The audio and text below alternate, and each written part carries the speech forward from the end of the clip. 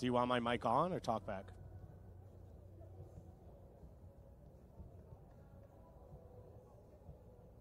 I can hear you, but you can't hear me on talkback.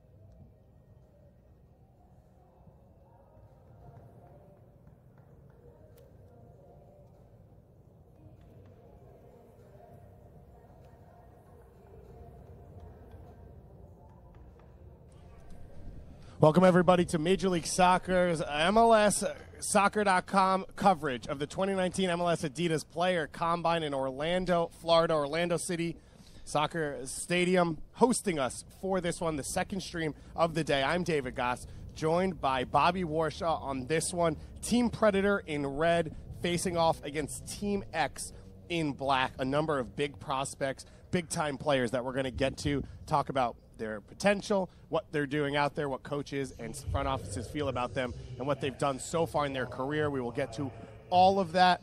Bobby, let's start with this. A 4-1 win in our first game, Team Nemeziz knocking off Team Copa. What did you see in that one? Team Nemeziz just being absolutely ruthless in the way they played. They didn't try and keep a ton of possession. They weren't playing beautiful soccer throughout the 90 minutes, but they had good shape defensively. When they got their opportunities, they took them perfectly. A gorgeous chip from Jones, a gorgeous chip from Brunig, and then just capitalizing on the mistake by St. Clair in goal, his teammate from Maryland, Sadic. 4-1 Nemeziz, fully deserved. Yeah, a couple big performances in that first game. Akeem Ward out of Creighton playing at left back, played much of his career at right back, showing well as Tommy McCabe in holding midfield, and as you mentioned, Tucker Bone, Amar Sadic. So that Team Nemeziz had a good performance. On the flip side for Team Copa, a 4-1 loss, the lone goal, Janos Luba, but a good performance, it felt like, from Peter Lee Vassell, who's the original, the first ever Caribbean Combine winner, 19-year-old Jamaican player.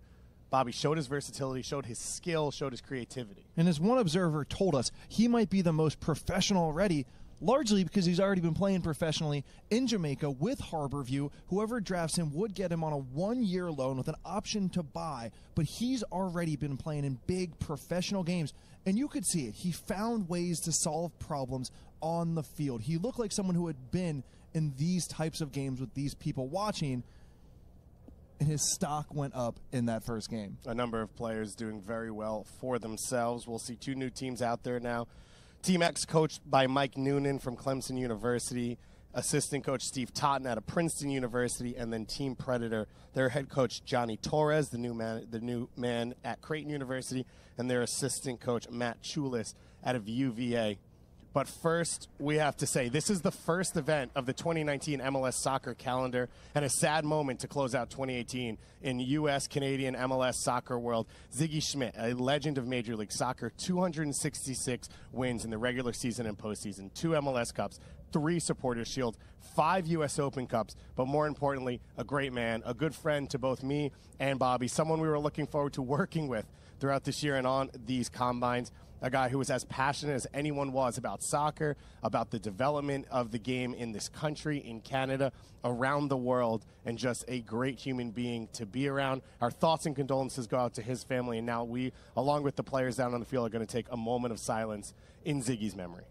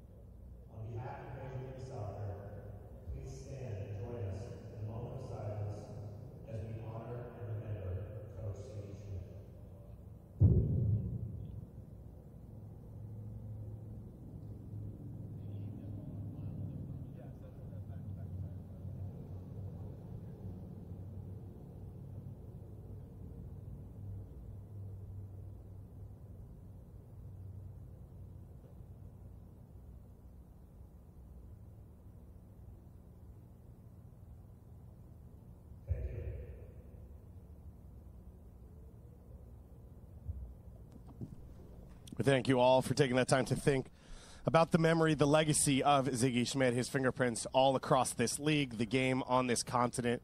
Of course, his son's still working in Major League Soccer, and Ziggy's legacy will go on. His family asks, if you do want to do something for him, you can donate money to the UCLA soccer program, a program he built, he won 2 national titles at, that he played at and cared so deeply for.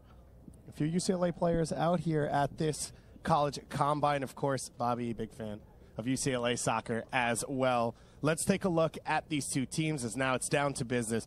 Team Predator coming out in red. They will be going right to left on your screens.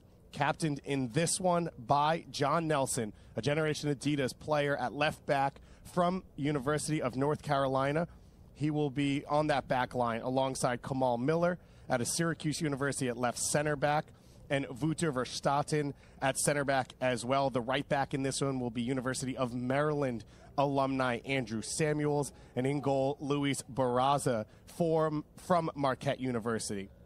A midfield 3 for this Team Predator, Joel Rystrand and Javi Perez, Pittsburgh University graduate as well.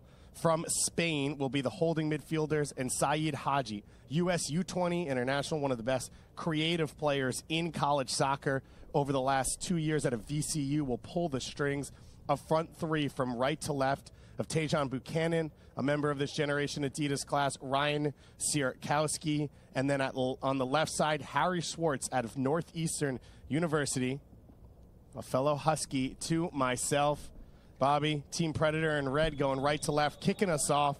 Who do you have an eye on? Who are you really interested to see in this group? The big ones to watch are Syed Haji, playing in the number 10 position with number 72 on his back. MLSsoccer.com, Matt Doyle has him as the potential number 1 pick in his mock draft. Ives Garlisep has him as the number 6 pick, but almost everyone universally has him somewhere in that top 10. They project him highly, as well as the striker Ryan Sierkowski. He's on number 17 on Doyle's board going to RSL, also in the first round on Ives. 2 players in the attack to keep an eye on. 8 goals this year for Ryan Sierkowski at Michigan State as they made a College Cup run late on, unexpectedly at times, for the Spartans. This ball goes over the top. First chance for Team X to attack. An early ball played in and knocked out, and we'll give you that lineup right now. Ben Lunt, the Akron University German domestic, in goal for Team X. A back 4 starting at the right side this year. Reese Buckmaster out of Indiana University at right back. Brendan McDonough from Georgetown, partnering Calum Montgomery at center back. And at left back, Chase Gasper, another one of the national champions from Maryland here at this combine. 3-man midfield Hugo Delamy in one of the holding roles, and Anderson Asayadu, who we saw make that early tackle on Haji, the other defensive midfielder, the attacking mid for this Copa, Team X in black. Sergio Rivas, one of the best creative players out of Seattle University, and he'll be feeding a front three from left to right. Amir Bashti, number 91, Eduvi Ikoba, number 98 at center forward, and Don Cialo, number 90 on the right side, who we've already seen show a little spark in black. 4-1 win in our first game. The opening goal just 16 minutes in, and now a whole new crop of players here. And for Team X, a couple of the names to keep an eye on. Number 88, the left center back, Callan Montgomery, as Dave mentioned, out of Charlotte, is thought to be the top center back in the draft, going as high as 3 or 4 in some projections. Showing off his left foot here down the channel. As well as Rivas. Number 82, he's playing the 10 position for Team X out of Seattle. He was a teammate the last few years with Alex Rodon, who went in the first round to the Seattle Sounders. They formed an excellent duo. Shot here, first chance, and it's put in. Dream start here for Team X, a goal in the 3rd minute. And it looks like the Stanford Cardinal, Amir Bashti, breaking this one open early on. And this is exactly what Bashti brings to a team. He has phenomenal feet, and he also has an excellent sense of finishing. Here we see his recognition in the moment, how his hips are open as if he's going to go far post, and he cuts it back across his body. The recognition of the right shot to make in that moment, and then obviously the ability to execute it. There are questions about Bashti's athleticism and ability to step up to the next level, but that shows what he can offer a team and that unique skill set and ability to take his chances. Amir Bashti, quiet in his first 3 years at Stanford. Combined, he had 11 goals. This year, 7 goals and 6 assists on the All-American 3rd team. So a big year for Bashti as he looks to push into Major League Soccer. San Jose Earthquakes Academy graduate, Bobby, an alumni of your school. And I've known and been around Amir when I go back to train with Stanford since he's been there, and everyone's known he's had talent. The question is, can he do some of the little things? Can his decision-making be right? Can his work rate be right? But you're going to see today, when he gets the ball to his feet, there's no question, here he is. There's no question about what happens once it's there and his ability to make something happen. But can he execute the little things? And that's what the coaches will be watching today. Draws a foul on that one. It has to be said on the goal one. There is no video replay here at Combine, but it looked like a back pass from the defender. So Bashti, a clean first touch, and as Bobby said, a clinical finish to that near post to open us up. We've seen goals so far today. A 4-1 game in our first affair, and already the first goal here, less than 5 minutes into our second stream on day one of the 2019 MLS Adidas Player Combine. And it's going to be a common theme throughout these Combine games. How do these young players react? All right, Team Predator, you're down early. It's a fluke goal. It's well taken. What are you going to do? How are you going to react and get yourself back in this game right away with more than 85 minutes left to play? And this Combine is all about seeing players individually. But in the first game, we did see Team Nemeziz press high early on, Bobby, get rewards for it, get some early goals, and control the game. It'll be interesting to see how these two teams play it out. And one thing I like earlier on, here's Rydstrand on the ball, but you can see as they were starting to build out, he was communicating to the center back, stretch wide. He was demanding the ball in the middle, and just the small things. We talk about it with all of these players. What can you do when the ball isn't at your feet? How can you help your team? And organizing can go a long way. Anderson Asayadu charging in here. He lays it off. A little bit of an opening shot block there from Cialo. Anderson Asayadu, one of the higher-rated holding midfielders on this list. A native of Ghana, started his college soccer career at Monmouth University in New Jersey before transferring out west to UCLA. He's got a little Richie Williams or Dima Kovalenko in him, doesn't he? Yeah, he's got some bite, some athleticism. A player that a lot of coaches are excited about, as is this player, Haji, with the ball straight up the middle for Buchanan, who can't get a toe to it. Luntz gets a touch and is able to get it wide at the last second for safety. Two Generation Adidas signings almost linking up there. What a pass from Haji, though. It seemed like the weight was perfect on that, and Buchanan just mistimed getting that final touch. But look for those two to connect a lot today here. And this is important. As he has space, he's picking up his head, looking for the killer pass. So many MLS teams want to see a player that can take advantage of those moments when they do get time and space in the midfield. Haji did that in Buchanan. Excellent run, showed excellent timing, showed his pace, and just failed to get that final touch. 10 assists this year for Haji alongside 5 goals. He was the Atlantic 10 Midfielder of the Year, a USU 20 call-up last year. Played for the U19s, U17s as a young player growing up in Manchester, New Hampshire. Haji, highly rated, highly thought of. One of those players, though, Bobby, where we're going to talk about all game, all day, all week. Plays as a number 10 in college. Where will he play at the next level? Will a team give him that opportunity there? Will he play out wide as a winger? Will he play as a second forward? A lot of options. But when the talent's there, that's a good starting spot. And he probably has the most skill of everyone available in this draft. Playing in tight spaces, control and manipulation of the ball is excellent. But when you go into number 10 in Major League Soccer, you're competing with Lucho Acosta, Diego Valeri, these big names making millions of dollars. You really need to stand out. So as we watch Haji Day, there's questions about, can he move wide? Maybe can he play a little deeper in midfield? What else can he offer a team other than trying to compete directly with some of the highest paid players in the league? One of the other interesting players, the other guy on the end of that ball, Tajon Buchanan, just 19 years old, out of Toronto, went to Syracuse for 2 years after going and playing a little club soccer in Colorado, and Buchanan had a huge year for Syracuse, 8 goals and 4 assists to follow up his all-freshman team performance his first year, and he's a player that could fit really well into the top of the draft boards when you look at FC Cincinnati, teams that could use a dangerous winger who will take guys on, but he also needs to score goals, and that was a big opportunity for him. Well, we've already mentioned how Haji might be the most skilled or most talented player right now. Well, Tajon Buchanan has the highest upside, the most potential. When teams look at him, they really feel like they could be drafting a national team player down the line. And also moving to 2019, he might have a little something to offer a lot of these teams, because they might not be looking for a starter. They might not be looking for someone to step into the lineup right away, but actually fit a niche within their team. And Buchanan has the pace and the make anything happen at any moment ability that can change a game off the bench and might be able to help teams right away in 2019. Ball over the top from Delamy, Syracuse teammate of Tajon Buchanan, as well as Kamal Miller, another Canadian Syracuse player here. We've started to get used to Syracuse churning out players for the professional soccer levels. Pressure put on there by Brendan McDonough. And that's a big step by Brendan McDonough, following the attacker into midfield. If you look at teams around the league right now, LAFC being the key one, they ask so much of their center backs to both follow players into the midfield, but then also have the pace to track into the channel. So for one of these young players to show that they can do both will impress the coaches watching. And you see no jersey on that one player there at center forward, Eduvi Ikoba out of Dartmouth. Quick chance here. Chalo hasn't knocked away, so the one player with no jersey on, that's how you know who it is, Ikoba.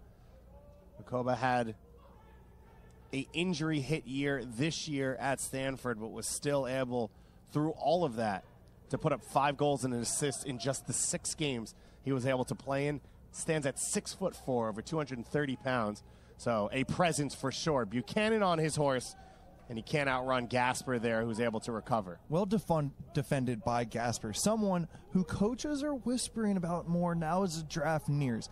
Doesn't have a huge upside, isn't superbly athletic, but as one coach put it, he's a man. He has already grown as a human being more than a lot of the other people here, and they're just looking for those little signs, like right there, he has the pace and the reading of the game to deal with highly skilled elite attackers. Gasper started out at UCLA, came in the other direction, transferred back to the East Coast to Maryland, a native of Alexandria, Virginia, won a national title this year. As we said, it's 6 other Maryland players from that team here at this combine. This is the final stream here of day 1 of the 2019 MLS Adidas Player Combine. We will be back next Wednesday with a 10 a.m. Eastern Time game and a 12:15 p.m. Eastern Time game as well. Team Nemeziz, the winner already of the first game, will take on the winner of this game. And Team Copa will face off against the loser. As Aseyadou's knocked down, doesn't get the call, and now Team Predator back in possession here in their reds, going right to left. Asayadu battling to get back in possession. And Bobby, you've talked a lot this week about maybe everything doesn't go perfect, but coaches want to see your reactions. Asayadu losing possession, tracks back across the field, gets it back. He's showing a level of bite and intensity that we don't often see in combine games, and is becoming more rare and rare amongst defensive midfielders. We had a player last year who was a little bit like that, Mo Adams, the old school defensive midfielder. You talk to a lot of these potential 6s or 8s on the field today, and they said their idol was Sergio Busquets or Xabi Alonso, or when they watch MLS, more of a Will Trapp.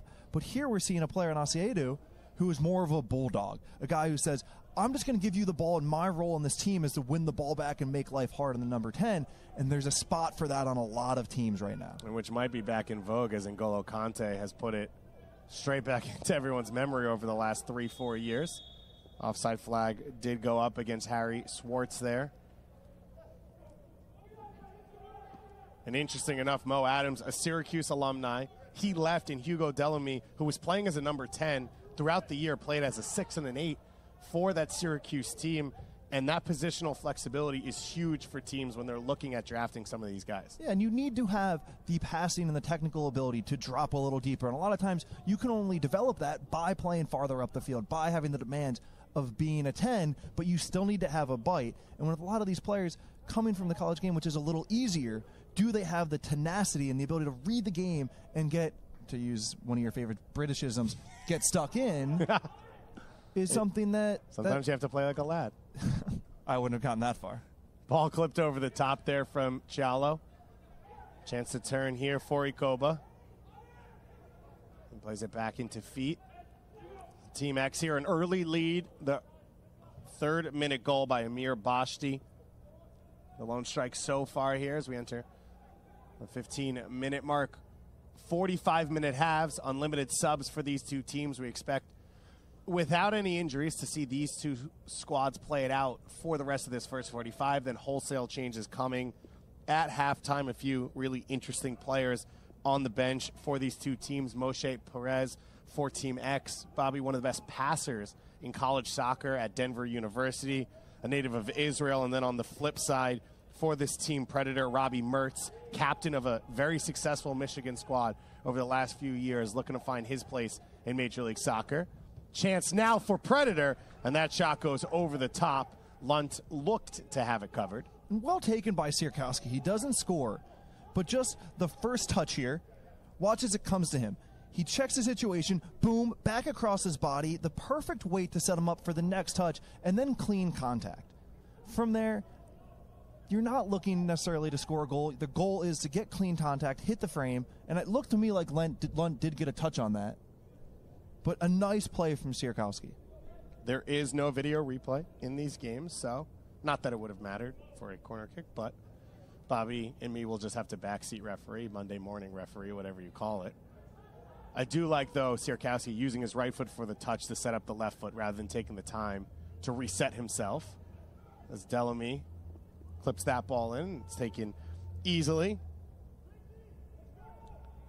And you mentioned Delamy, and one thing I want to point out with him is an interesting trend we're seeing now. There are USL teams already trying to sign Delamy, and they have their eye hoping he slips farther down the draft.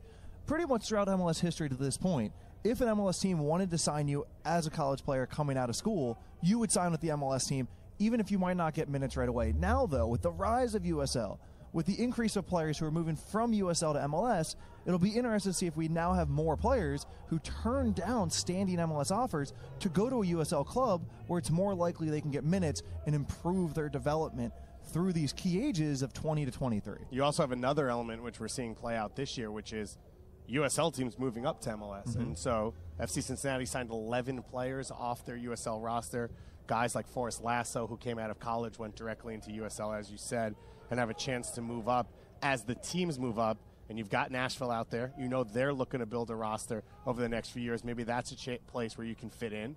Opportunity coming here for a second goal, and this one's put straight into the corner. Sergio Rivas The attacking midfielder out of Seattle University in Albuquerque, New Mexico, has the second goal of this game as Team X is on fire. We have seen some goals today, David, both created by Rivas and then finished it off. He wins his ball in the air, turns, gets onto it, and then look at this. Going at full stride, at full pace, opens his hips, and just bends it far post. Rivas, as we had mentioned, was teammates with Alex Roldan for the last few years, and one of the thoughts about him is that he excels with better players around him. He didn't have as strong a senior season as he did his first couple years when he was playing with Roldan, so coaches are really interested to see how he does now with higher level of talent, and that's a great data point for them to see. And another thing for coaches to know, for fans to know about him, an incredible human being. Spoke extensively over his senior year as a star at Seattle University about his battles with depression throughout his time in college, overcoming them, fighting through them, never overcoming it, always being a part of you, and how he's had to grow as a person. His family moving from a young age from Mexico to Albuquerque, growing up in tough situations, but continuing to push through that. So a great character, one of those people that you want to see around soccer, you want to see in Major League Soccer. He's trained with the Sounders, living in Seattle, being there all that time, and so he's a player that a lot of people are familiar with. To finish that off, David, currently Sergio Rivas is number 9 on Matt Doyle's mock draft and number 16 on Ives Galarcep. I mess that up every time on goal.com. We practiced a lot of pronunciations today. We didn't practice Ives' name. We probably should have. He's just Ives. Yeah, he's just a legend. He doesn't even need a last name. He's just Ives. Yeah, he's like Prince. I said that because we're in Orlando. Everything's purple.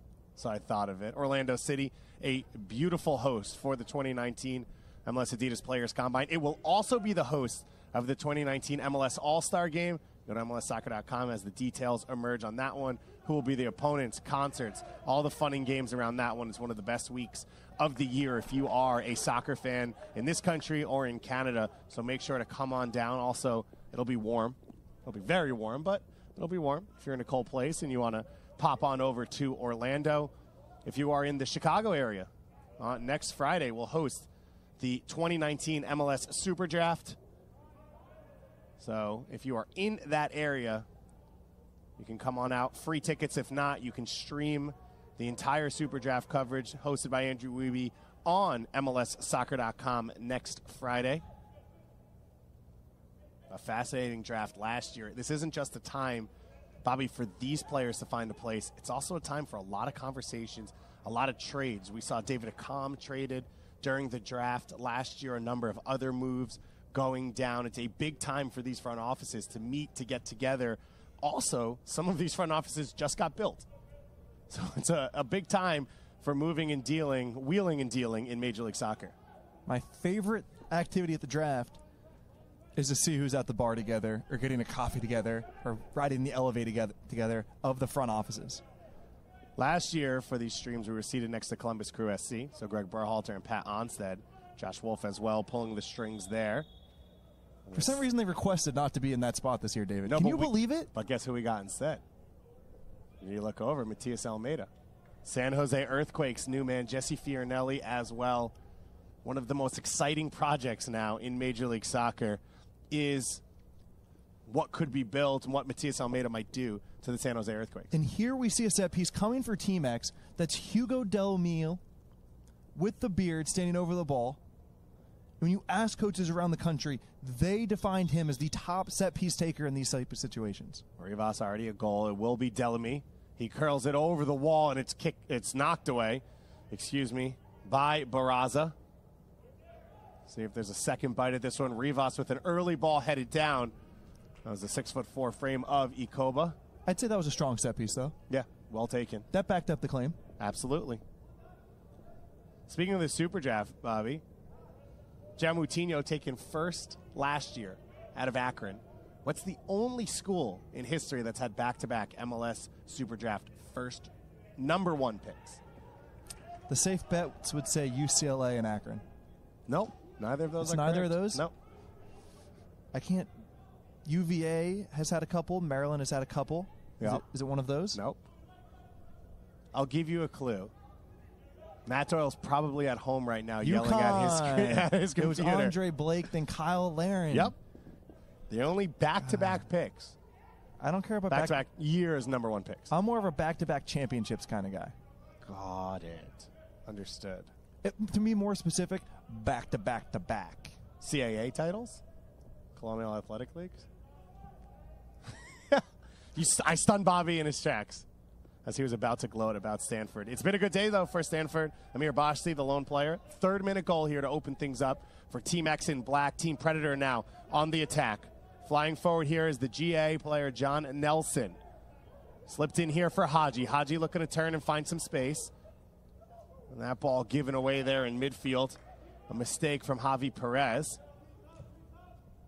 Ball down the line, and first to it there is Verstappen. Well read by Verstappen. Coming into the combine, everyone knew he's an excellent passer of the ball, but there were questions about his athleticism. Well, if you're a center back that lacks a bit of athleticism, you need to be able to read the game well and react quickly, which is exactly what we just saw. Although he got beat to the header by Rivas and struggled to get back on the goal. So he's had ups and downs so far, and as you said, there are things key coaches are specifically looking at, big moments for these players. Halfway through the first half here, Bobby, what else has stood out to you? That both of these teams are trying to play. They've been playing from their center backs through midfield, trying to link up in the final third, and then once again, it was the theme of the first game. Just ruthlessly taking your chances. It's not like Team X, who's up 2-0, has had chance after chance. They've had 2 looks from the top of the box, and man, were they both taken so well. Delamy now quickly getting it to the feet of Bashti. Bashti has space to his left. Plays it in for Gasper. Gasper now looks all the way through the box, and his ball cannot find a teammate. Eduvi Ikoba was the closest on that far post. What a run and pass by Gasper. Excellent weight from Bashti to put it right into his path. Then he picks up his head and he sees the opportunity.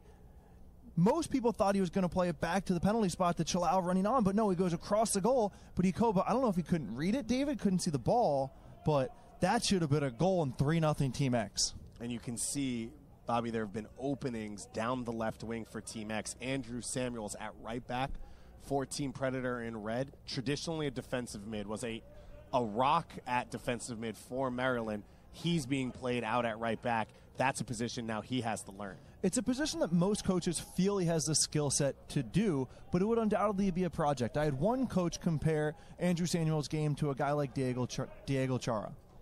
He's got covered ground. He's excellent at winning ball, getting his toe in, blowing up plays.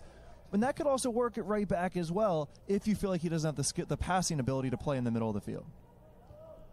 Diego Chara, one of the special players in Major League Soccer, but when you look around the league, littered with players making a difference from the combine, from the draft, Portland Timbers, Zarek Valentin starting at one fullback, a draft pick out of Akron University, Jeremy Abobasi starting the MLS Cup final up top. Of course, Darlington Nagbe, a former high draft pick, former Akron great, making a difference in Major League Soccer. So the MLS SuperDraft changing where it stands in the player acquisition, in the roster building of MLS teams, but still has value if you can find the right players.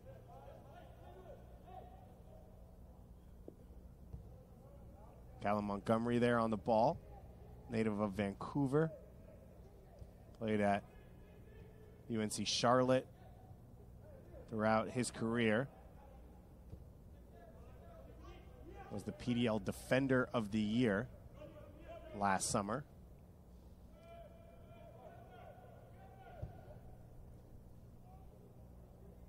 Lunt spraying the ball to the far side of the field. Team Predator in a weird place defensively right now.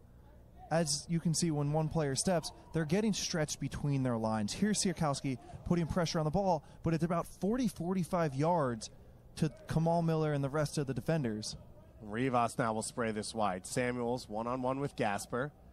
Two Maryland teammates. Gasper with a long touch. Samuels steps in and then cleaned up in the end by his goalkeeper, Barraza. And what that space between your lines leads to is 1v1 opportunities in space like that. Verstraeten and Miller need to find a way to tighten up their team and organize the way they're playing, whether that's all pressing as a group or dropping back in. Kamal Miller at left center back for this Predator team in red at 67. He played in a three-man backline throughout his 4 years at Syracuse. So an opportunity now, and as you're saying, a necessary one to show he can adjust and play in a four-man backline when needed. Played with Miles Robinson in that Syracuse backline. Was roommates with Miles Robinson. Robinson, a Generation Adidas signing. First ever SuperDraft pick by Atlanta United. Here we see number 61, Perez. Fun fact about Perez, David, he was the first player to come through the David Villa Academy and end up in college. Amir Boshi now looking for his second goal, and a big save made by Barraza. Big save by Barraza. We talked all day about the efficiency of finishing. That might have been the best chance any team's had all day, and Boshi couldn't put it away. Sayadu, keeping possession. Boshi now pushing it forward. Rivas has space. He shoots again. First save made, and Chalo is offside here as the flag on the near side went up. Do you want to properly tell the Perez fun fact? He came through the, D7 Soccer Academy? DV7. DV7, David Villa building a new soccer academy. He was brought over to actually trial or train with Columbus Crew SC. He then played with the Pittsburgh Riverhounds, and while heading back towards Spain, stopped off, met the coach, Jay Vidovich of University of Pittsburgh, and decided it was a place for him, and had 2 years of eligibility, and went and played those 2 years, and has helped turn that program around, and now he gets an opportunity to play in MLS. And Perez, who was originally from the Valencia Academy, knew Villa while Villa was at Valencia, and the two still communicate frequently. David Villa, one of the great characters in the world of soccer and in Major League Soccer. His time now done as he heads to Japan. Haji floats this one to the far post, and Lunt's able to get his hands on it. Ben Lunt, one of those players that follows a pretty similar profile. Good Bundesliga academy, big German team. Hertha Berlin for Lunt. Makes it to that second team, doesn't get the professional offer, and then it's a decision, do I bounce around in Germany and try and find my feet, or do I go to the U.S., get an education? He, as he said to me, didn't really speak English comfortably when he came over to the U.S., so he started out at Lenoir Rhine College before getting his grades up and transferring to Akron, where he became a lockdown starter, and in his time there started 66 matches, becoming one of the best college programs in the country. Stands at 6'6". We've seen already, Bobby, he can play with his feet. He can spray the ball up the lines. He looks very comfortable. Samuels now with a little bit of space.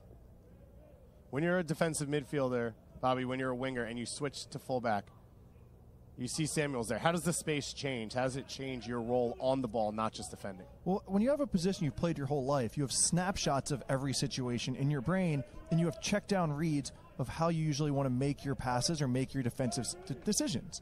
You know, a player steps to you, well, I know that I have A, B, and C options to my right, left, and center. All of a sudden, you change positions, and those change. You're still playing the same sport, and a lot of times at first, it's easy because you're just naive about it and you just play. But as you try and assimilate into that position more, you have to relearn those snapshots, and that usually slows down your game by a half second here or there as you make the reads that you're not used to making. It's been interesting to watch so far in this one.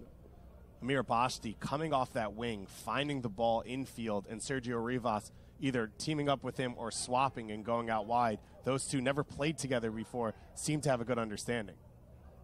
Boshi now in with a chance again. He's got two teammates with him. He cuts in, takes the shot, and it's easily taken in the end by Barraza. An active first half for Amir Boshi. 3 shots on goal, and the third-minute goal to get it started. A 2-0 lead for Team X in black, going right to left. Team Predator in red. Sorry, going right to left. Team Predator in red. A number of substitutions coming up at halftime. One we won't see, Frankie Amaya, a Generation Adidas player, a USU 20 international, started in the championship game for CONCACAF U20 World Cup qualifying just a few weeks ago here in Florida, knocked off Mexico in that game. He is one of, if not the most promising players in this draft, but we won't see him today. We will see him on Wednesday for the second round of games. It's interesting. You see the way Team X is set up, and they are a little bit stretched as well, but when you have a player like Asiedu in the midfield, it allows you to do that. And that's what a player, a defensive-minded defensive midfielder, provides your team, flexibility in your schemes. Whereas Team Predator has two more ball-playing defensive players in a double pivot, they get a little bit exposed as the team gets stretched, is what we're seeing right here. It's a ton of ground for Reinstrand and Perez to cover that maybe they're not equipped to, whereas you have a more defensive-minded player, and Andrew Samuels, as he played for Maryland, and Asiedu from UCLA, it allows you to play in different ways. And Asiedu's playing there almost alone. Delamy's played higher up the field maybe than we expected to see, it feels like, throughout a lot of this first half. A wonderful 1v1 defensive moment there from Rydstrand. Sierkowski trying to restart the attack. Haji now charging forward. Asiedu closing on him. Forces the pass back. And now Rydstrand resets the attack. We haven't seen a lot here of Tajon Buchanan so far.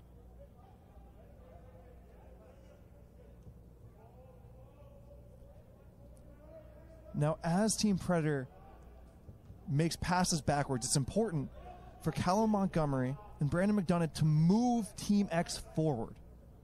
It's those small details that become more important as you go to become a pro. McDonough now has to defend one-on-one. Fortunate to see that cross from Harry Swartz not find a partner. And very well cleared by Montgomery. He's facing his own goal. He's got pressure from the back. How often we see that be an own goal, or the defender gets beat to the ball by the attacker, but here, lets it come across his body, but still gets a toe poke just in case someone was crumbing out for the corner. He'll take that all day. Very well defended. Throw in here for Samuels deep in the corner.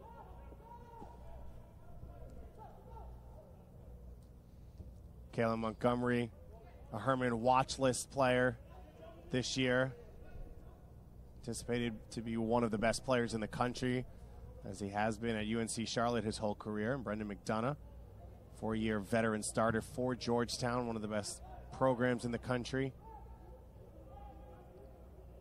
McDonough spent some time in high school training over in Germany at Eintracht Braunschweig. How'd that sound? Nailed it. Thanks.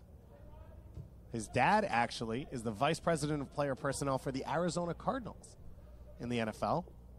So has some idea about what it takes to play at the professional level and how to act at that level, which, Bobby, is a huge part of this combine, is how do you handle yourself in an uncomfortable situation this whole week, and the player interviews where the teams get to sit down for 30 or so minutes and talk to these guys one-on-one. And one thing you often hear about draftees in all sports is whether they understand how to be a professional. We often hear that teams like taking players with a pedigree or family members who were professionals or around the professional environment themselves, because they know how to conduct themselves. They don't have to worry about the player going out, eating right, taking care of their body, taking care of their finances, because they grew up in that type of situation. And it often gives executives a peace of mind knowing that a potential draftee has lived through that. Rivas looking like he has the ball on a string. Chalo now has his cutback blocked, and it'll go out for a throw-in. And these 1v1 moments are important for Chalal because that's his specialty. You know, when we talk to decision makers potentially drafting these players, a lot of them will say, yeah, he's a good player. The kid can play a little bit. But what's his specialty? Because he might not be good enough to actually play as a regular contributor in Major League Soccer, but we want that little something. We need the 1v1 player off the bench. We need the player who's good in the air. We need the leader, the culture guy. And Chalal has that. He is a 1v1 specialist, and teams will like that, but he needs to really take those moments in these games. Delamy's with that shot that he can't get over, and it goes back into the purple seats behind the goal. 45-minute halves in these games. Unlimited substitutions for these two teams. If you are subbed out, you can return again and come back in. We'll see wholesale changes coming up at halftime. If somehow this game ends up in a tie at the end of 90 minutes, we will actually go directly to penalty kicks. Wonderful pass breaking the lines by Kamal Miller, the left center back, for Team Predator in red, and you can see almost every time he gets it, and I'll point it out next time he does bring the ball forward, you can see that's his look. Whereas here, Callum Montgomery, you can see his first check down, going back to that thought process, is to find the center midfielders to their feet, whereas Kamal Miller's first check down is breaking lines into players in the hole. Is that depending on the system you're playing in, or is that just a player preference? Both. I mean, a good coach should give a player his check down list. Say, center back, if you don't have pressure on you, I need you to look for A, B, and then if those aren't on, go to C and D. But it's also a type of player you are. Some players are more comfortable breaking lines. A Tim Ream is the best in MLS in recent years, whereas some players just prefer to, hey, you have it, I'm going to do my job defensively. Asayadu into the feet of Rivas, who's had a strong first half to go along with his goal. As I say that, he gets pushed off the ball by Saeed Haji. Swartz now going down the left wing. Doesn't have a ton of support in red. Sierkowski's able to keep possession, get it back out wide as Team Predator. Oddly, Bobby, enough, one straight line across about 40 yards out. And now they start to spread as Rystrand takes a rip there. David, I have a question for you. All the attacking talent on the board, we mentioned Haji, potential top 5 pick, Buchanan, potential top 5 pick, Sierkowski, probably a first rounder. Why are they struggling to get a foothold in this game? It's harder to take the questions, isn't it? Yeah, it is harder to take the questions. For Team Predator, I'd say because they don't have numbers. Every time Sierkowski's gotten the ball, he's been 1-on-5. Whatever it is, doesn't really have a lot of opportunities. And for Buchanan as well, he hasn't really gotten a lot of touches isolated. I think the other thing for Buchanan is Samuels isn't a right back, so he hasn't had the spacing around him that he's comfortable with, and he's had to defend a lot because he's had to cover back as Gasper's gotten openings. Yeah, I agree with everything you said. The other thing I would look at is the shape in the midfield triangles, whereas Team Predator in red is playing a 4-2-3-1 or maybe a 4-3-3 with a double pivot and 2 defensive midfielders, whereas on the other side, Team X is playing a 4-3-3 with a single pivot, meaning their numerical superiority is higher up the field, which allows them to get more pressure on the ball, which allows them to build possession a little higher. And yeah, this isn't necessarily a tactical game where coaches are going to make a ton of decisions, but if I'm someone on Team Predator, I try and flip that a little bit and say, okay, we're actually going to push our numbers higher instead of letting you have the advantage in our part of the field. But as you said, and we saw once again there, Asayadu's had a great game and has allowed them to play higher because of the space he's covered. Chalao struggled a bit in this one out on the right wing for Team X, losing possession there again, and then a foul going against Team X. A good foul, though. You're saying in killing the attack? Yes. Yep. All right, Bobby, final 5 or so minutes. What do you think coaches are walking away from, front offices are walking away with? You already mentioned Asayadu a couple minutes ago. They saw what Amir Basti can offer. You know, hasn't been mentioned in the first round. The San Jose Earthquakes had a chance to take him with a homegrown and decided not to. But going back to the idea that some of these teams are just looking for a specialty, someone that they know can offer something just a little bit different. Basti had that, and Rivas as well has helped his stock. Probably going somewhere in the top 20, but there are concerns about parts of his game. He's really been dominant on the field in this first half. Team X, 2-0 lead. 3rd minute goal by Amir Basti. 17th minute goal by the man you mentioned, Sergio Rivas. The team in black.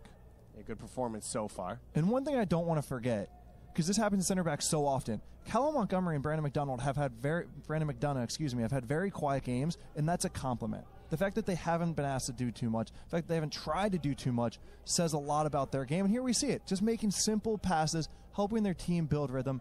They've each had strong performances as well. Team Predator right now dropping off deep in the second half. We're going to talk about everything we've seen so far here today. We'll talk about the SuperDraft. A lot of moves coming down in Major League Soccer. Big news that Chris Richards being sold from FC Dallas to Bayern Munich in a huge move. Bobby, you have something you'd like to react to? That's breaking news to me. So Chris Richards, a good young FC Dallas Academy player, will have an opportunity to go and play in the Bundesliga with what now is a number of American and Canadian young players, as well as be teammates with Alphonso Davies. And if you have any questions, anything you want to talk about, at Empire Goss on Twitter. And at bwarshaw14. As that shot goes wide, we're happy to talk about anything youth development, building rosters in MLS, some of the moves that have come down, coaches, GM movement, president movement around Major League Soccer. It's 2019, Bobby. We're ready to go. You're back on Twitter. You have to be knowing everything that's going on. You're texting, you're WhatsApping every single person. You got like 4 days off, and now you're back in it. I'm ready. You just mentioned Chris Richards going to Bayern. So in the last 12 months, we've had player sold to Bayern Munich, another player sold to Bayern Munich, a player sold to RB Leipzig, a player sold to Manchester City, potentially Miguel Marón being sold somewhere in the Premier League. Yep. Anyone we're missing? Yoshi Yotun getting sold for $4 million to Cruz Azul, who was just in the final for Liga MX. But it's a pretty good offseason. It is. Not to mention all the new young talent coming in the league as well. But I think more than any time you've ever watched this league, Major League Soccer is a part of the world market. Players in MLS coming in and out of MLS, it's not as foreign, I think, to other teams. It's easier to deal with. It's easier to understand. The level is valued at a higher, or at the most it's ever been. So you're seeing guys moved around, coming in and out consistently. But we can both agree that the biggest move of the offseason would be someone signing Mario Balotelli. Yeah, I think so. Maybe. I mean, Cuauhtémoc Blanco might come back and play if you gave him enough money. Diego Maradona's not that far away. He's coaching in Mexico, though apparently he's had trouble with his flights and isn't going to show up for his first game of the season. You never know. Chilau there. Not able to get back on the end of that one. But yes, Mario Balotelli would break the internet if he came to Major League Soccer. He'd also score 25 goals at least. I'm saying 2 goals a game average. So Haji Wright is the open man. You can't see it on your screen, but Haji Wright is the one whose job it is to float here and find the ball. A potential turnover here in the box, and then the recovery there by Kamal Miller. And this is nitpicking a little bit, but we are talking about a potential number 1 pick. If I'm watching this game and I'm about to put a number 1 pick, which could be translated into 200,000, 300,000, 400,000 in allocation money if I were to trade it, I would want my top pick to recognize that moment and say, it's my job to get the ball. I'm the best player on the field. I'm the one with the highest projection. Give me the rock. I'll help us get out. First corner kick opportunity of the game. Swung in. Team X looking to pad their lead a little bit more in the final moments of this first half. Coach Mike Noonan of Clemson University and Steve Totten running this Team X squad for the week. Team Predator in red, trailing 2-0. We'll see a number of changes coming up here in the second half. Bobby, when you were at Combine, did you demand the ball? Did you go find the ball? Was that part of what you tried to prove? I actually played mostly center back at the Combine, David, because there were almost no defenders. So my team only actually had 1 center defender, and even though I was projected... Did you offer to play, or they asked you? Well, they asked, but what are you really going to say? I mean, no, I didn't know, though, if you said, hey, I noticed we only have 1 center back, or if they asked specifically. No, they asked, and I probably would have offered, but they asked, and at that point, I didn't want to because my agent had told me I was going to play center mid. They were watching me as a center midfielder, and I didn't know if it helped my draft stock or not, but which would make you look worse, saying playing out of position or saying, actually, no, I don't want to help the team. Yeah, it's a tough time for young players. You have to make a couple snap decisions that coaches are going to remember and that are going to follow you for a little while. Of course, this isn't everything for these players. They've been watched and scouted throughout their college soccer careers. Coaching staffs and front offices have asked former coaches, current coaches, opposition coaches, current teammates, former teammates about these guys and what they could bring to the culture in a locker room, to an MLS or a USL roster. A lot of MLS teams operating USL teams, a lot of USL teams here looking for players. A little detail of Callum Montgomery's on the ball about his game is the angles he takes when he's receiving it. A moment ago, Chase Gasper had the ball on the sideline, and Callum Montgomery just did a 10-yard backstride to create an angle. He got it, they got out the other side. And then once again, once one had done it, he backed up a couple yards to create an option to help his team get out. Love seeing those small things from these players. Big things from that guy. Amir Bashti, the first goal of this game in the 3rd minute. Sergio Rivas with the 2nd goal. A 2-0 lead here for Team X in black. We'll be back in about 10 minutes with a ton more action and a lot more soccer talk here on MLSsoccer.com.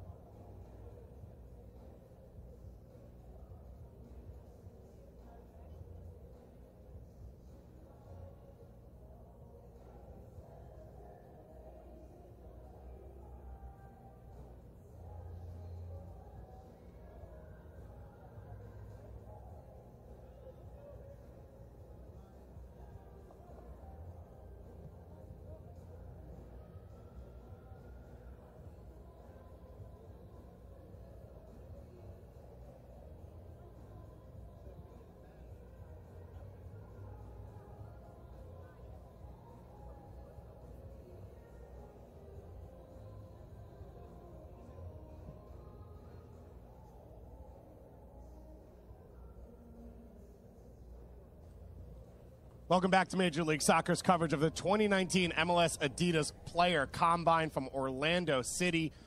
David Goss joined by Bobby Warshaw for this one, the last half of the first day of coverage of the 2019 MLS Adidas Player Combine.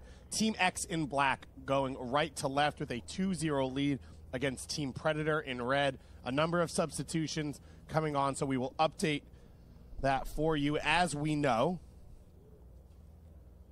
Few swaps already that we see.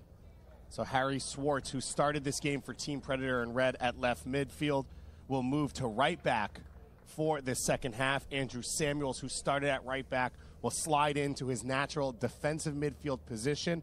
He will partner Robbie Mertz, who comes off the bench, number 70 in red at the bottom of the circle, as you see. Tejan Buchanan remaining in at right midfield. Wouter Verstappen at right center back remains on for this team in red. A few other moves. Patrick Bunk Anderson coming in at left center back for Team Predator. Bunk Anderson, a native of Copenhagen, and he has alongside him on that front line Sam Junka from Saratoga, California, and the University of California. That is the remade back line for this Team Predator. And in goal, Jimmy Haig out of Michigan State was a catalyst for their College Cup run this year. See Tejan Buchanan still in there, the Generation Adidas player. High pressing here for Team X, trying to get another early goal and opening a deflected shot. And Sergio Rivas robbed of what would be his second goal in this game. A bright start once again for the team in black. And well defended from Bunk Anderson. Such a tough spot. 1v1 right in the middle of the field. Rivas can go right or left. He decides to go left, and a huge defensive play by Bunk Anderson, his center back partner, Verstraeten. Now, David, I want to point out a quick tactical shift from Team Predator. We did mention earlier in the game that they were in a 4-2-3-1 with a double pivot in their defensive midfielders, compared to Team X that was in a 4-3-3 with just a lone defensive midfielder and two higher. Team Predator has decided to match that. You will see Andrew Samuels as the lone defensive midfielder with Javi Perez and Robbie Mertz in front of him in a 4-3-3 with one deep and two higher. Another change for Team Predator. Up top at center forward, we saw in the first half Ryan Sierkowski playing in there. One of the players that's getting more of the buzz. But bringing on now Enstrom off the bench. Enstrom from Boston College, a native of Norway, checking in for this Predator team.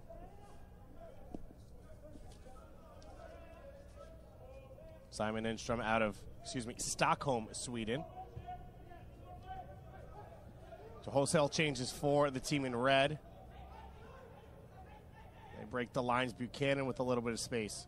Swartz now, a more defensive position. Buchanan gets taken down by Aseyadu, who had a bright first half. And Swartz started the game at left wing, but has played wing back in his college career, so will feel okay moving back to right back for the second half.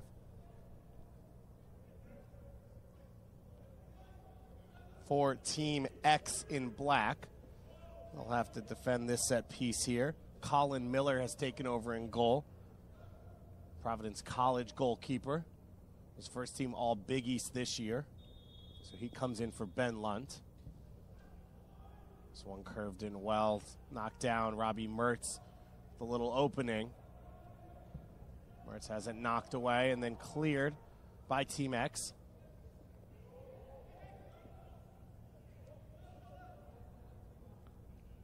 For Team X, Roy Boateng coming in at center back. He'll partner Callum Montgomery here in the second half. Kervin Kenton on the ball there at left back. A Costa Rican U20 international. A presence at left back, 6'2", and built like a wall. He's an impressive young man. Some of the additions for this team in black in center mid, Moshe Perez coming on, as well as Cam Riley. Perez here pressuring the ball, the Israeli out of Denver University. So that pushes Sergio Rivas out wide. And as we said, Anderson Aseyudu remaining on in this game.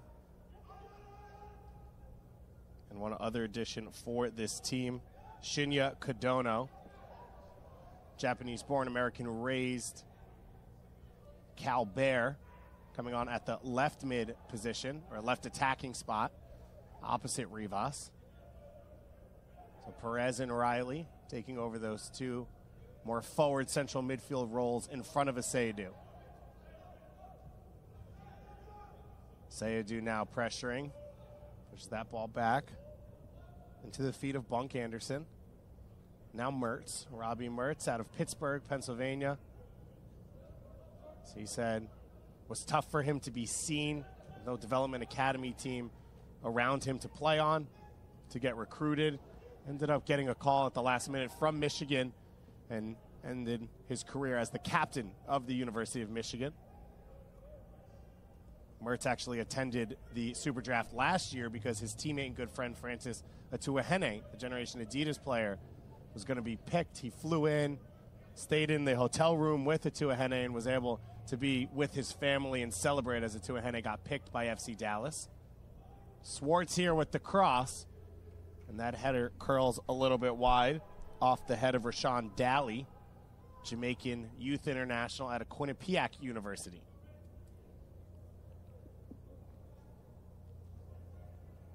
So, Bobby, you come back out on the field, first chance to play, whole host of changes for a lot of these guys.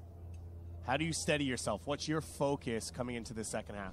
It's not easy to do, and for that reason, that's something that coaches are watching. I mean, they're watching, and we say it over and over, the demeanor and the body posture and body language of these players as much as what they can do with their feet, because they watch film and they go to games. So these coaches have a decent understanding of what kind of player these guys are, but now they see them up close and they have them in the stadium and they get 2 games right in front of them. They're really going to pay attention to the little mannerisms that they do, like you said, dealing with the uncertainty on the field.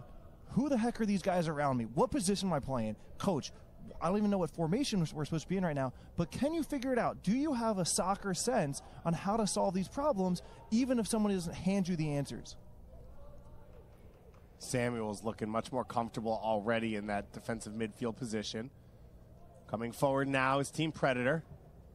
Aseyudu, who else, comes over and clears it away. David Goss and Bobby Warshaw on the call for you here on MLSsoccer.com. We will be back next Wednesday starting at 10 a.m. Eastern Time with our first stream of the day. Following that one, 12:15 p.m. Eastern Time, will be the final stream of the 2019 MLS Adidas Player Combine.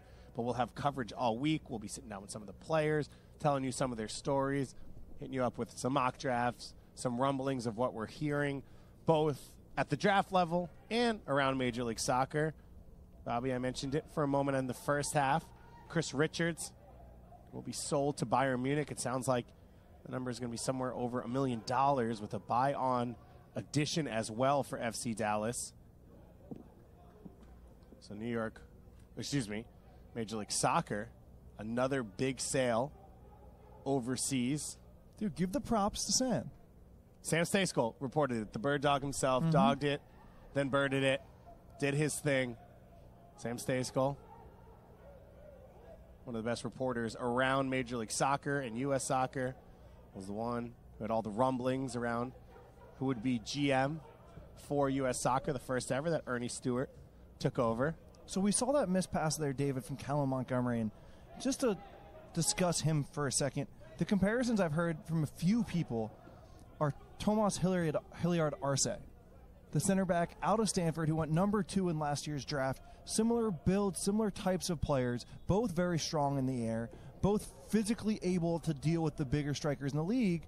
But one of the reasons Hilliard Arce didn't get a ton of playing time with the Galaxy this year are concerns about his distribution out of the back, and people share the same worries about Montgomery. They know that he can defend. They know they can connect the simple passes as we discussed in the first half, but right there, the unforced turnover, those will cost you more in MLS than they did in college.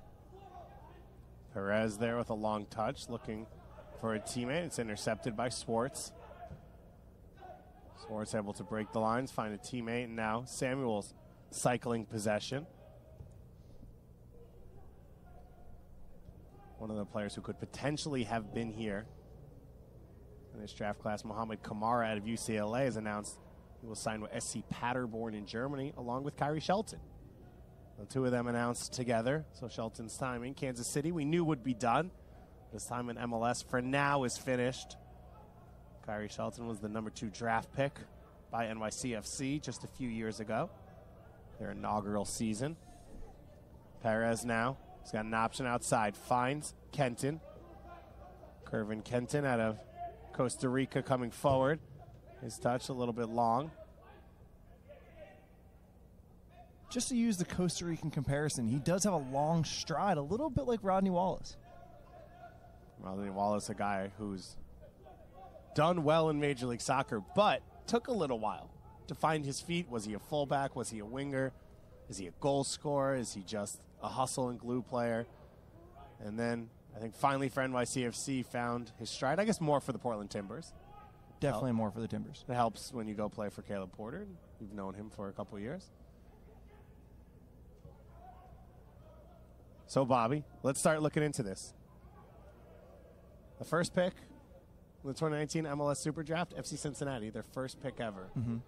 From what you've seen so far today, we have to point out Frankie Amaya, Generation Adidas, USU20, Griffin Dorsey, Generation Adidas, USU20, J.J. Williams, Mac Herman finalists, not here today. Those are three of the players that are in the conversation for that spot. Has anyone done anything to push themselves in there from what you look at, what FC Cincinnati needs, or what you'd be looking for in the #1 pick? So the potential top picks, and going off of what FC Cincinnati need, Tajon Buchanan, elite speed, stretches the field, up and down performances most likely in his first couple years. FC Cincinnati have that. They have Darren Maddox in that role. So it doesn't feel like they're going to take Tajon Buchanan. Saeed Haji, a #10, a little bit more creative, can play off the striker. All right, that's something FC Cincinnati need. They need that little bit of creativity in that #10 role. Frankie Amaya, a little bit more of a box-to-box or #10 passer, controls the game. FC Cincinnati has like 17 of them. Victor Ulloa, Eric Alexander, Fatai Alashe, Corbin Bone. Potentially Ozzie Alonso. They have passers in the middle of the field, so it doesn't feel like to me they're going to take Frankie Amaya. So if you look at the potential top picks, or Callum Montgomery, who's discussed in the top 4 or 5, they also have plenty of defenders. So it feels to me, if you look at the potential picks, that Saeed Haji is the right guy. Now, another caveat there, David. If you look at their roster and the way an MLS roster is set up, Haji is a Generation Adidas pick, meaning he would go in roster spots 21 to 24, which aren't on your salary budget. Okay? The question with FC Cincinnati is they brought up 11 USL players. How many of those USL players were given minimum contracts, which would also take those 4 spots? This is a long-winded, very nerdy MLS way of saying it's unclear if they actually have a roster spot for a GA player, or if they actually do need to take a minimum salary, a reserve salary player, meaning they would Well, they have a roster spot. It's whether or not GA is as worthwhile but they for might them not. as other people. They have 21 players on their roster right now. You only get 20 senior rostered players. So if they take somebody who takes one of those 1 to 20, then they would have to trade somebody else, and they might already, unless they move one of those 4 players down. The point is, it's unclear if they have a spot for a GA. So maybe they actually do stretch and go outside the box for a non-GA pick. I'm not saying I'm right about this, but it's something to think about. It's another factor. Yep, absolutely. We don't know what they paid the new players, so we can't actually say what roster spots they have. We also don't know who will be on the team in a week, because it's one of those times of year. You hear rumors across the league. Different players are available. Different players could be moved. Allocation money, draft picks, moving around as well. I think we'll see a lot on Wednesday, but I think Frankie Amaya is a guy who maybe could be in that conversation just because he's young. If he can connect play and be versatile for you, maybe give you a shift at on the wing if you need it, but otherwise be a 6 and an 8 and develop under all those other guys you have in there. He could be an interesting one. Also, a USU 20. So when you're building a team in Major League Soccer, you want to have guys who are going to get called into national teams, who are going to be a part of that as you're going forward. Well, couple big factors there as well. Frankie Maya speaks Spanish, from a Hispanic family, will have offers from Liga MX. So when you have a player, his value goes up all of a sudden when he can be a domestic, non-international player in Liga MX. Not to mention he's going to the U20 World Cup soon, which if he has a good U20 World Cup. Good chance here for Team X. First save made. Basti trying to follow it up. Looking to cut back and then has it cleared away. To finish that point, a player like Amaya who goes to U20 World Cup, his transfer value could increase. It was Cadona on the first shot.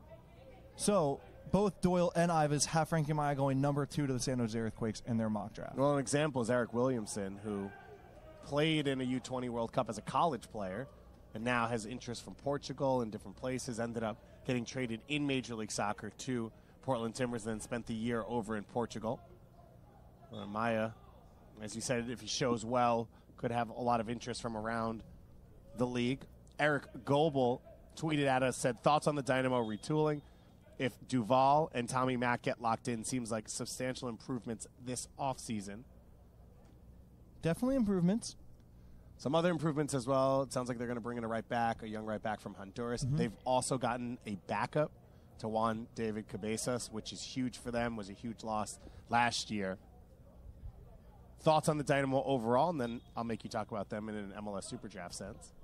I really like the way the Dynamo are set up for a team within their mold. They're not going to spend like Toronto or Atlanta, so what's your competitive advantage? And to me, your competitive advantage are guys like Ramel Kyoto, Mauro Manotas, and Albert Elise. These guys who, they're not quite consistent enough to yield $15 million in a transfer, but they certainly have that top-end ability. And if you get that at the right times, say Champions League games, then you're really talking, then you can really compete with elite teams. Their problem this year was the injury to Cabezas and the fact that they didn't have enough defenders, partially due to signings, partially due to injuries. So I really like what the Dynamo have built. Now it's about fine-tuning that team, and that's a group that can make a run in Champions League. And as we said, Duval and I think Anderson it is, coming in to play at right back. So pieces there, which they have the 8th pick in the MLS SuperDraft. Bobby, you would think fullback depth or center back depth would be an option for them because of the injuries they've had. But also center forward depth could be one. And a guy like Santiago Patino, who we saw in the first game, show pretty well. Great chance coming here for Predator. And the slide tackle made to save the day by Boateng. Well done by Boateng. Rashawn Daly getting out, stretching his legs. And then look here, Boateng reads the play and comes sliding in at the perfect moment. And that's excellent. He's dropping back, and then he does a cross step and gets into full speed right away to keep up with Daly as he's running forward. Excellent technique to the defending there. Daly, a Jamaican U17 international, has been called in to Jamaican full national team camps for training as well, so high pedigree for the Quinnipiac man. But Bobby, number 8 pick, when you look at this draft, when you look at guys for a Houston Dynamo, does anyone come to mind? I'm not that far along yet in my thought process for it, David. Oh, wow. I'm trying to give these kids 2 full games, and the draft is just so unpredictable. You're right. I mean, they could take a forward, they could take defenders, they could find some meat in the middle of their team with one of these defensive midfielders. There's just so many ways they could go, or they could trade the pick. The Dynamo aren't a team that traditionally built around domestic players, so maybe instead of picking a domestic player in the draft, they trade the asset for allocation money. Absolutely. Of course, Houston Dynamo will be in CCL play this year, and a foul called in favor of Kervin Kenton. Fortunate there for him. Otherwise, it was a dangerous turnover going the other way.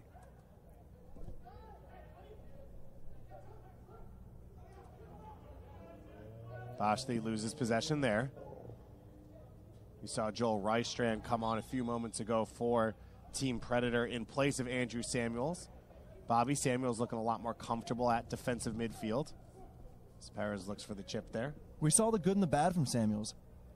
not the cleanest on the ball, liable to a couple turnovers here and there, but the dude can cover ground. He can win you the ball back. I mean, we'll talk over these games over and over about that special quality that just fills in what a team's looking for, and Samuels has it.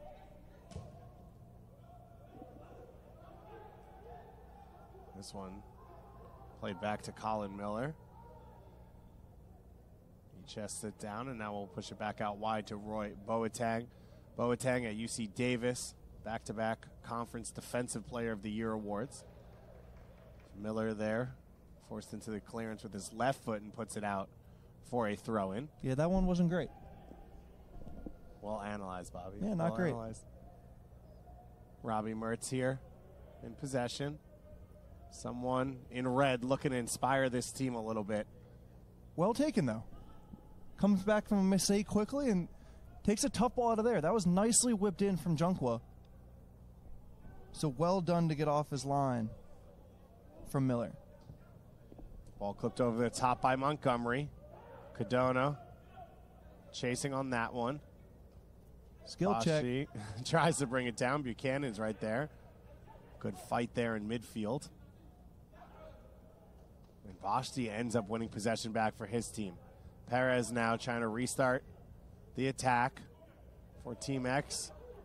Created the better of the chances in the first half. Vashti now, he's got Kenton making a run. Looks inside for Cadona's feet. No, this is good. No, they have all the space on that side of the field. Can they find a way to take advantage of it? They stay patient. They move Team Predator to one side. Boateng now looking over the top. That one read easily by Bunk Anderson.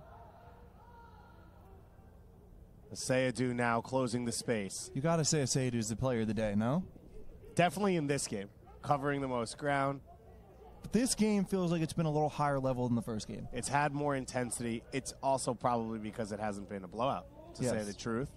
And, of course, as we mentioned, the first game, few Generation Adidas players, Mac Herman, trophy finalists, some of the high-quality players missing out on that game as Perez. Cross doesn't find a teammate. I think Bashti's been really good in this game as well. Bashti has been good. And he has the same thing we said about Jeffrey D. That shot there from Riley is saved. In the first game, or Ken Krolicki last year. Just the guys that want to get on the ball. That in itself is an individual trait about a player. Is he willing to take the ball in tough spots? Does he just want to dictate the game? And Bashti's shown that throughout the first 67 minutes. And the other thing I've liked about the way he's played, though, Bobby, is he's been quick to get the ball off his foot and find his teammates and connect. And as I said, he's the only Stanford player here, so guys he's never really played with. Which isn't something you can always say about Bashti. And one of the knocks on him is that he does complicate the game because he has the ability. You know, you need players like that on your team to create some magic at times. But the hard part is them understanding when do I create the magic and when do I play simple. And Amir has always been able to create the magic. The question is how often he goes for it and his consistency in pulling it off. Junkwa there at the turnover, but got possession back. Sergio Rivas slid out wide right for the second half and has been much quieter in this game. A goal in the 17th minute created by himself and finished by himself. Another good cross played in here by Team Predator. And now Rivas up the field to Perez. Rivas has had an extra bit of quality to him today. He's just looked a little bit more composed. The game has looked a little slower to him than it has to others, and he's found ways to get out of trouble. Cadono back, and Rivas there takes that shot. And he's feeling confident, too, you could say. He's enjoying himself quite a lot. Sergio Rivas, I said in the first half, born in Mexico, of Albuquerque, New Mexico. When I use the line a little bit of extra quality, David, what I mean by that is when he gets into a bit of trouble and other players might just look a bit panicked, Rivas hasn't. He's looked in control at all times where he checked the situation beforehand. He already has an idea of what he wants to do, and he has a technical ability to execute it. There's been no freakouts. There's been no rushed plays. It looks like the game is slower to him than it is to others. Bashti laid off for Cadona. Riley gets it off his foot quickly, and now Perez. Perez coming into a Denver University team. It's one of the powerhouses in college soccer. They've got a couple of big-time players here at this combine, and they've had in the draft already Andre Shinashiki, a Brazilian forward who scored 28 goals this year, was a Mac Herman finalist, will be here next week. And when you talk to people at Shinashiki's 28 goals this year, they all point to Moshe Perez. That this is the most goals Shinashiki scored in his career. It's actually the most goals anybody scored in Division I in about 2 decades. And a large part of that comes down to Perez. He's very good at getting the ball in between the lines, very good at opening his hips, running at defenders, and then laying balls off for strikers to finish. So you can't look at the striker's 28 goals without identifying how excellent the creator behind him was. Perez on the field now, the 24-year-old out of Shema, Israel, had 6 assists this year in only 12 games because of injury, transferring in from Colorado Mesa Junior College, where he was an All-American.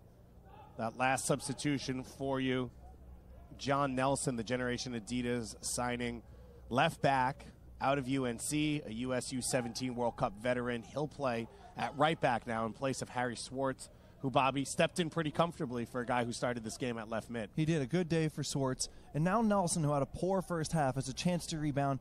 He's in the top 10 of most mock drafts, but has a chance to move himself up or down those boards depending on how he does in the next game and a half here.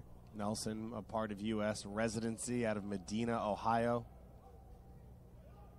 Had a chance to live down in Florida with some of the best players, some of the players who are the future of the U.S. national team. He hopes to be one as well. It was pretty cool, though, to talk to him, Bobby, and say, you know, obviously you'll go anywhere, but is there a place you'd prefer? And he's eyes lit up for a second. He said, well, you know, Cincinnati's kind of home. It would be pretty cool to be the first ever pick in FC Cincinnati history.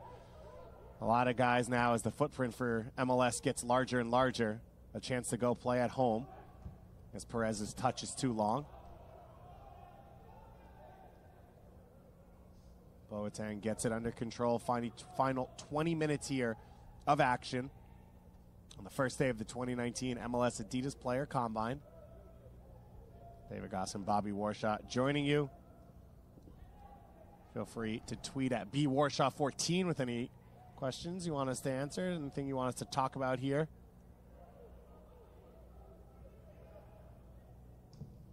Rystrand shot goes curling. Chased down in the corner there by Simon Enstrom. Nelson puts it in with his favored left foot. And now Mertz brings it down. He had the first one too. He wanted a second one, but no teammate reading that pass. It's been a tough day for the most part for Team Predator, Bobby. In red, who has stood out for you? Van Straten's shown moments that support the general consensus about him. Excellent passer, good at reading the game. He's made a couple mistakes, has tried to do too much at times with the ball at his feet. Haji, again, like Van Straten, has shown moments that support why people are so interested in him, but you just want to see more from him. Mertz with the curling shot, and he goes a few inches wide to the right. A bright moment there for Team Predator, as John Nelson was the one who started that attack from right back, found an opening, and Mertz so close to the breakthrough for Team Predator. And here we see Haji coming in for Buchanan. Haji's going to stay on the right wing. He's not going to go back central. And coming into the draft, as we said earlier, Haji primarily a 10, but can he play wide? Is there flexibility to what he does? And to build on that, talking to him, one of the things that he wanted to show coaches this week was that he could defend well enough for coaches to trust him. Everyone knows that he's got ability going forward. He needs to prove to coaches that they can put their jobs on the line and trust him with the defensive responsibility. Saeed Haji, born in Somalia. His family forced to leave due to the civil war in Somalia. Spent some time in Kenya on his way to New Hampshire, where he grew up, was an all-state player, USU 17 international. Spent a little time at New England College before transferring to VCU. He's the second-generation Adidas player in VCU history. The left back was the first one? No. Ooh, you know left back for Chicago Fire, Cigares? Gonzalo Cigares. Yep. No. Do you want to know who the first one is? Yes, or please. do you want to guess? No, I absolutely want to know. I'll give you a clue. He played for I think he was drafted by the Houston Dynamo. You have no idea? I have no idea. I think he plays now for Phoenix or San Antonio. Mr. Jason Johnson. Good one. I should have gotten that. I thought you would at least get a guess out there I on should the have gotten Dynamo. that. I played against JJ a couple times. Definitely a handful. Yeah, electric player. But a few players out of VCU that had good Major League Soccer careers, including Dominic Aduro, Mr. MLS. He's played for just about every team in the league. Reichstrin gets that one started quickly. And it looks like Delomy came on for Rivas, and Delomy will slide right compared to the central position he played in the first half. Still Perez, Aseyadu, and Riley in that center midfield positions. Now, those evaluating Aseyadu right now, he's in a little bit of a different situation. He was alone as defensive midfielder in the first half, and now he's got Camden Riley, who isn't quite as defensive in nature as Aseyadu, but can cover ground very well. Coaches like his defensive contributions to a team. So now if you're an evaluator here, you're looking at Aseyadu and Riley's decision-making.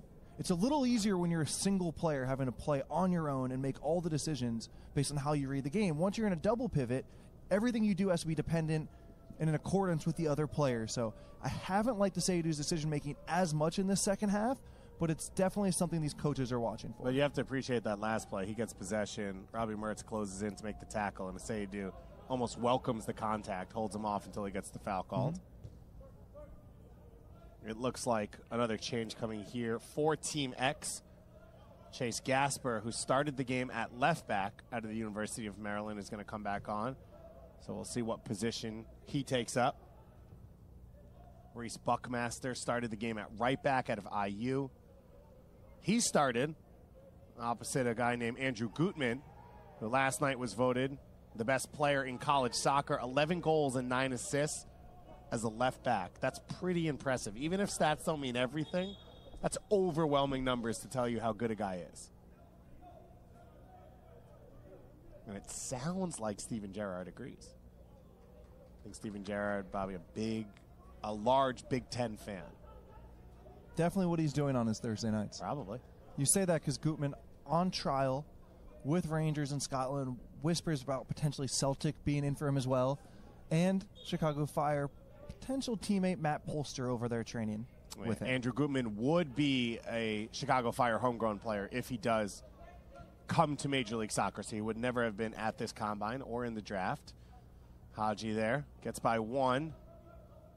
Boateng able to come over and recover it for his team. David, I'm thinking back on past combines. Who were the elite attacking players, specifically midfielders, who really stood out? I remember Jeremy Abobasi, not a midfielder, but projected #1 pick, didn't have a great combine. Abu Dunladi had a good combine, and he played on the wing at times. Okay. And was a dominant player. Last year, John Baccaro didn't have a great combine. Chris Mueller was just okay. Daniel Johnson had a great combine 2 years ago. Okay. Ended up, I think, moving up boards and getting taken by the Chicago Fire, where he has struggled to get time. Other attacking midfield players that have stood out. It's hard to really say that there are many more that come to mind. You just think it's harder because you need the tempo of a game and you need touches and comfort with your teammates to play that position at a combine level? Is that what you're thinking? I don't have a great answer. But I think back to the combines that I've seen, and it just feels like the standout performers are the center backs, the defensive midfielders, the guys who have a little less creative weight on them. If anyone out there has any ideas that we're leaving out, I mean, we've only really talked about the last 2 years, please feel free to send them in. I would say the standout attacker at my combine was Justin Miram. That guy had a pretty good Major League Soccer career and international career. Riley gets it wide before the tackle. Codono coming in field. Tries to lay it into the path of Perez. Pulls him a little wide. His team Predator recovers defensively. Perez now going to go one-on-one. And he's able to, at the least, get a corner kick, but that attack had a lot more promise than the final result. Shout out to Camden Riley as well for the off-the-ball run coming across the defense to open up his teammates moving on the back post. Codono didn't play the right weight of pass for it to work out, but a nice, unselfish run by Camden Riley. It'll be Perez to take this corner kick. You can see Callum Montgomery, 2 hands up, coming in. Well taken in the end by Jimmy Haig, and he quickly starts the attack. Ball up this left wing. Team Predator, you're losing. Get up there. Simon Enstrom, a lonely character up the field, and now Rashawn Daly sees that one go over the line. I didn't love what I just saw there from Team Predator. They had a moment, down 2-0, 10 minutes left, and they weren't all dying to join. I mean, you have to recognize the situation in a game. Are they going to get a situation like that where they could potentially be in a 4v5 in the other team's half? That's the moment you got to say, I'm putting everything in my soul and my lungs into this run, and I didn't see that from the support there on Team Predator. Callum Montgomery's had a steady day so far here. He's one of, I think, a few players on this Team X that are going to come out with higher grades after their performance. Boshti, one of them as well. We've mentioned Asayadu. I think Rory Boateng's had a good performance here in the second half. As one of the later additions to the Combine. But that never really matters. I'll tell you, last year, Bobby, come save me here, Columbus Crew SC, Luis Argudo, I think he was the last addition to the Combine, probably played some of the most minutes of any rookie in Major League Soccer this year for Greg Berhalter. Absolutely. Eduvi Ikoba coming back on the field in his T-shirt. No number on the back of his jersey. Ikoba, we believe, left his jersey back at the hotel. So the Dartmouth College graduate having a play out there in the nondescript T-shirt, which I guess makes you stand out more in a time when you want to stand out, maybe in better ways, but still. I'm trying to decide if that's a knock on the stock. Stock up, stock down? Is there a stock down for forgetting your jersey? Well, I don't know, but his college head coach, Bo Ashoni, coaching the first team out here today in Team Copa. I think that's a knock on. I think that's stock down on the program right there. On just Dartmouth in general? Yeah. Whoa. It's harsh, man. Yeah. What are they, the big green? I should probably have known that before I said it, but there's something green. Yes, they are the big green. I'm getting confirmation from Abner Aceves, our intrepid producer. Moshe Perez with the shot. Cleared away. Still a battle now in the box. And finally, John Nelson's able to clean it up. Throw incoming here. Seen Kenton's long throw. Throws it in for Riley. Ball bounces up on him a little. Codono now trying to follow it up. Another battle in the box. Kenton clips this one over the head of everyone and out the other side of the box. I feel like if Codono had fallen there, he would have gotten the penalty. Maybe. Not a lot of PKs get called in the Combine, but we have seen them, one last year and one 2 years ago. But that's what you're trying to show coaches, right? That ability to play that game. Earn your team a PK maybe when things aren't going great. Yeah, I'm not sure that influences your stock that much. see where your head's at, though. Haji here with some space. He's able to get an opening. His shot curls wide. Trying to influence the game a little bit here.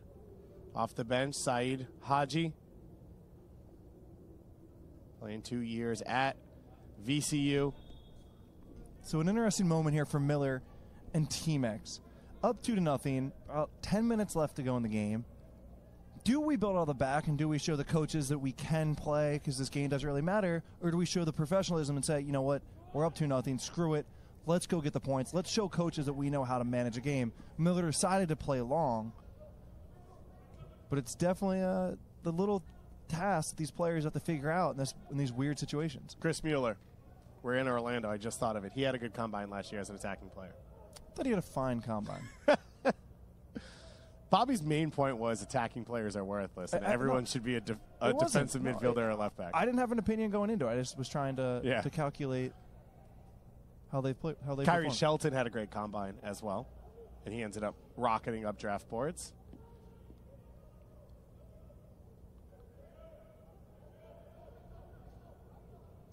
It's hit or miss with the guys that have been picked, but when you look back through the draft, a lot of top picks have been attacking players, right? Same as you spend a lot of money on attacking players.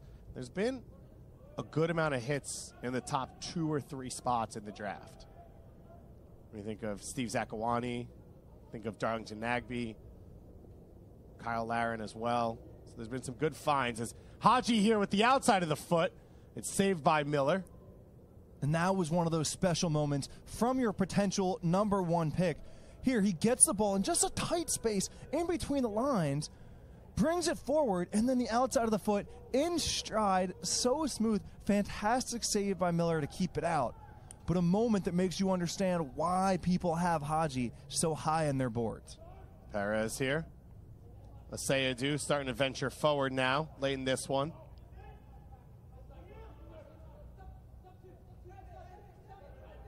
Team X, a 3rd-minute goal by Amir Bashti, a 17th-minute strike by Sergio Rivas. The difference so far in this one, if it holds, they will face off against Team Nemeziz on Wednesday here on MLSsoccer.com. The other game would be Team Copa from the first game against Team Predator here. You have a host of players that are coming in. You'll get a chance to see for the first and last time on Wednesday, the 2 U.S. internationals, and Frankie Amaya and Griffin Dorsey, as well as J.J. Williams and Andre Shinisaki. Griffin Dorsey, a guy we haven't talked about a lot, Bobby. 5 goals, 5 assists this year in his sophomore year in Indiana. A Colorado native. He's played on the wing. He's played up top. We've heard conversations about him projecting out as a fullback or wingback, but another talented player, American young player that some of these teams could take a risk on. I'm saving all my talking points on him for Wednesday. If he's not here, you don't have to. You're making him come to get you to talk about him. He's going to be here. I know. Him and Frankie Amaya are coming back on Wednesday. I have many thoughts about Dorsey, how he projects his future position, but we'll save it for the viewers so when they can see him play at the same time. Dorsey, part of what's been one of the most successful programs over the last few years in Indiana University, of course. Todd Yeagley taking over for what was the program his father built.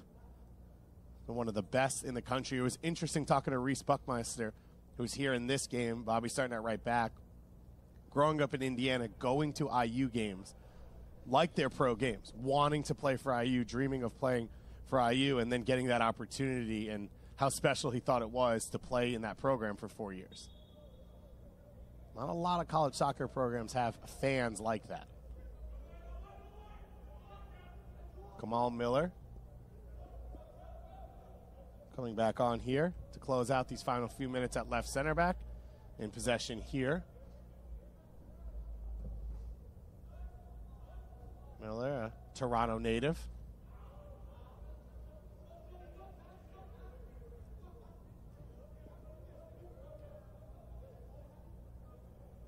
Final few minutes here of this one. David Gosson, Bobby Warshaw alongside you. Thanks so much for joining us here on MajorLeagueSoccer.com and all our social channels for this first day of live streaming coverage of the 2019 MLS Adidas Player Combine. We'll have plenty more Combine, SuperDraft, and MLS news coming up. All right, let's give them the wrap-up. Stock up, stock down.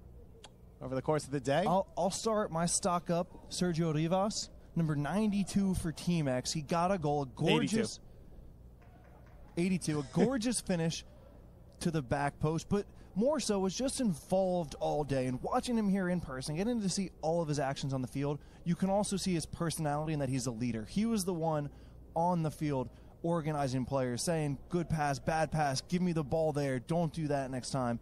Really liked what I saw from Seattle University's Sergio Rivas. Does it have to be in this game? Yes.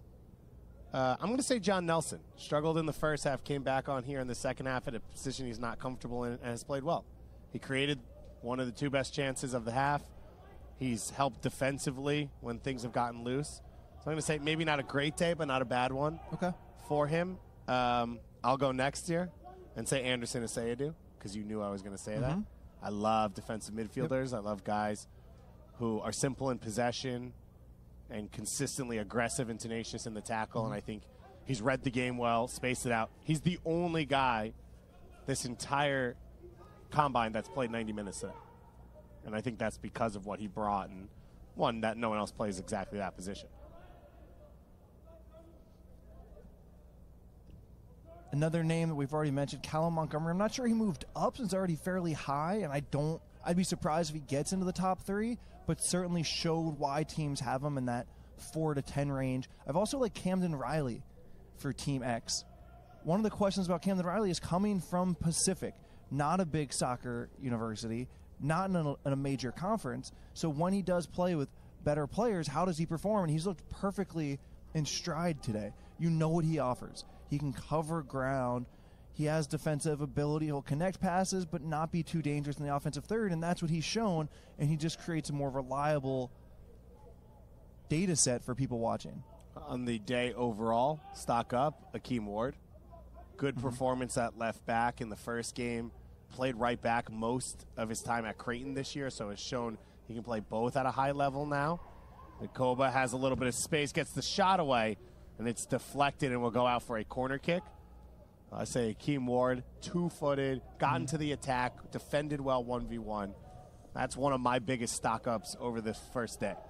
I'll take Vassell from Team Copa. They got smashed 4-1, but he had good moments. He looked like he was the player trying to get Team Copa back on track. He looked like the player that was up for the task, and I do think that the Caribbean Combine winner helped himself on the first day. Well, Amir Bashti had a good day. Third-minute goal to open up scoring for Team X in black. Sergio Rivas, a 17th-minute strike to double the lead, and that was it, as Team X was able to close it down and hold on for a 2-0 win here in the second game of the first day of the 2019 MLS Adidas Player Combine. So Team X in black will face Team Nemeziz next Wednesday for our second day of coverage, and Team Copa will face off against Team Predator here in red. It's been a fun day. Thanks so much for joining us. You can stick to MLSsoccer.com for all of your Super Draft and Combine coverage over the next week, and of course all of the news in Major League Soccer. For myself, David Goss, and Bobby Warshaw, we will be back with you next Wednesday at 10 a.m. Eastern Time. Team Copa against Team Predator. Following that, immediately, 12:15 p.m. Eastern Time, Team Nemeziz against Team X. It's going to be a fun week. Thanks so much for joining us today, and have a good one.